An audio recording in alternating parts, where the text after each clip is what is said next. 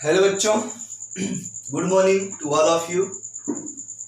और जैसा कि आपको पता है हम लोग सॉल्यूशन नामक चैप्टर पढ़ रहे हैं और सॉल्यूशन नामक चैप्टर में आज हम लोग जो पढ़ने वाले हैं उत्क्रम या प्रतिलोम परासरण, रिवर्स प्रोसेस या रिवर्स ऑस्मोसिस जिसे कहते हैं, उत्क्रम परासरण।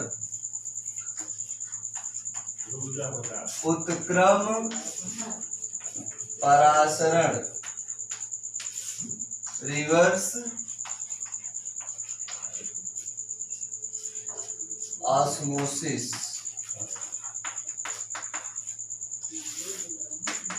रिवर्स ऑस्मोसिस, उत्क्रम परासरण।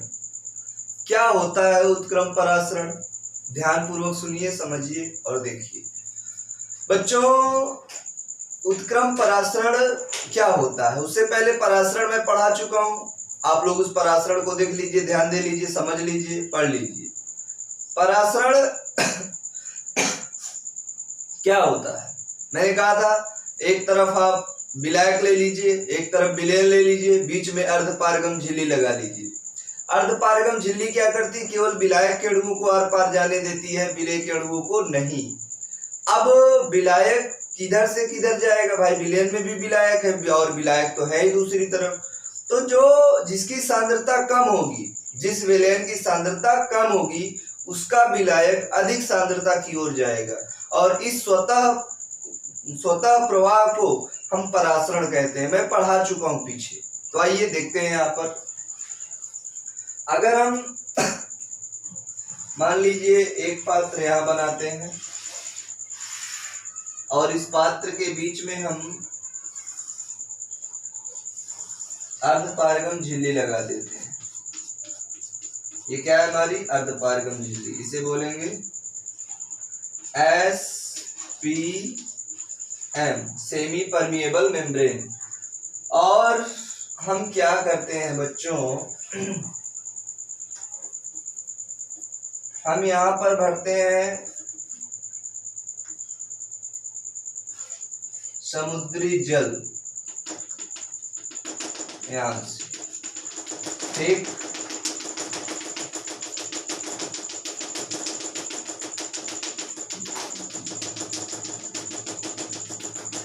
ये हमारा क्या हो गया? समुद्री जल। समुद्री जल, समुद्री जल यानी लवण, लवण, लवण यानी विलयन, विलयन, यही तो। अब यहां से हम एक हैंड पाइप टाइप का निकास द्वार लगाते हैं और यहां पर हम भर लेते हैं क्या? वाटर वगैरह।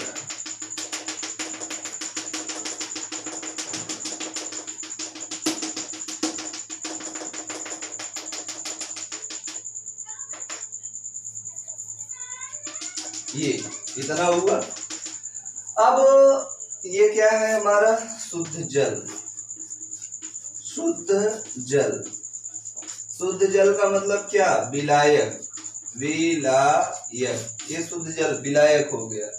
अब हम क्या करेंगे? शुद्ध जल विलायक और वो समुद्री जल हो गया। अब हम जानते हैं, हम क्या करते हैं? जानते हैं कि समुद्री जल और शुद्ध जल के बीच में क्या लगा है? SPM, सेमी परमिएबल मेम्ब्रेन, अर्धपारगम झिल्ली। अर्धपारगम झिल्ली केवल विलायक के अणुओं को जाने देती, विलेय के अणुओं को नहीं।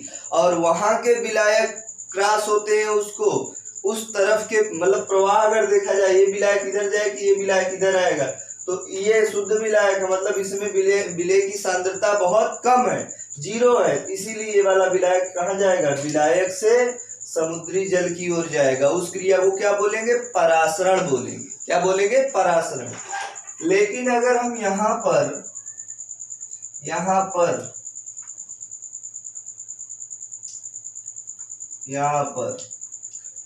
परासरण से अधिक दाब लगा दें, क्या कर दें? परासरण दाब भाई परासरण लगा है, परासरण दाब का मतलब क्या, परासरण रोक देंगे, लेकिन करना क्या, परासरण दाब पाई से अधिक दाब, अधिक दाब। अगर हम यहां पर परासरण दाब से अधिक दाब,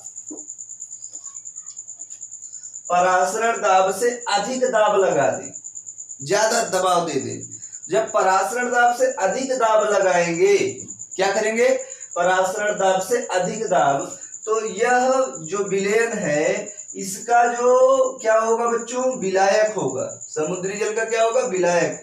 वो विलायक इस एसपीएम के द्वारा, सेमी परमिएबल मेम्ब्रेन के द्वारा कहाँ चला जाएगा, उल्टा हो जाएगा, उलट जाएगा। भाई नियम तो ये है कि जिसकी सांद्रता कम सांद्रता वाला विलायक अधिक सांद्रता वाले विलयन की ओर प्रवाह करेगा सेमी परमिएबल मेम्ब्रेन के द्वारा। उस क्रिया को क्या बोलेंगे, परासरण। परासरण की क्रिया को रोकने के लिए लगाया गया आवश्यक दाब क्या कहलाता है, परासरण दाब। क्या कहलाता है, परासरण दाब। अब यहां पर हमने क्या किया, एक तरफ समुद्री जल यानी विलयन लिया, दूसरी तरफ शुद्ध विलायक लिया यानी जल लिया, बीच में अर्धपारगम झिल्ली लगा दिया। हमने देखा कि शुद्ध जल का स्वतः प्रवाह अर्धपारगम झिल्ली में से होकर के विलयन की ओर हो रहा है, तो हम बोलेंगे परासरण। अब यहाँ पर थोड़ा सा दाब लगाए, परासरण की क्रिया रुक गई, उसे बोले परासरण दाब। अब परासरण दाब से भी ज्यादा दाब लगा दिए, परासरण दाब से भी ज्यादा दाब लगा दिए। नियम तो ये है कि विलायक जाएगा विलयन की ओर अकॉर्डिंग टू ऑस्मोसिस, लेकिन हमने ज्यादा प्रेशर वहां पर लगा दिया विलयन के साइड में, विलयन के साइड में ज्यादा प्रेशर लगा दिया, तो परासरण की क्रिया क्या हो जाएगी, उलट जाएगी, और इस विलयन का जो जल होगा वो कहाँ जाएगा, इधर आ जाएगा, मतलब विलयन से शुद्ध विलायक की ओर उल्टा विलायक चलने लगेगा नियम के विरुद्ध, और जब इधर बढ़ने लगेगा तो यहाँ से आपका शुद्ध जल आकर के यहाँ इकट्ठा हो जाएगा, शुद्ध जल प्योर वाटर यहाँ पर आकर के इकट्ठा हो जाएगा। बोलिए हो जाएगा, बिल्कुल हो जाएगा। अब इतना करने के बाद इसी को हम क्या कहते हैं, उत्क्रम परासरण, उत्क्रम परासरण या प्रतिलोम परासरण भी इसे कहते हैं। समझ में आ रही बात? यदि आप लिखना चाहें तो मैं एक लाइन में लिख भी देता हूं, यदि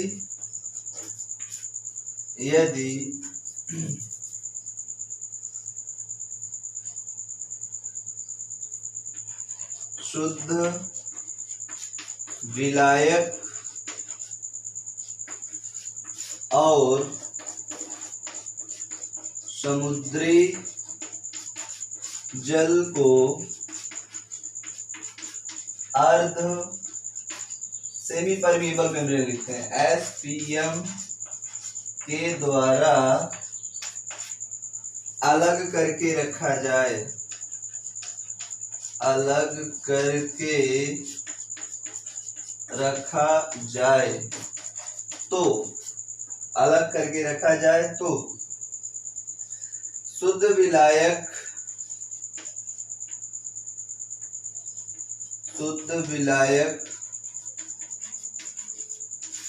का स्वतः प्रवाह विलयन की ओर होगा, विलयन की ओर होगा, लेकिन यदि विलयन की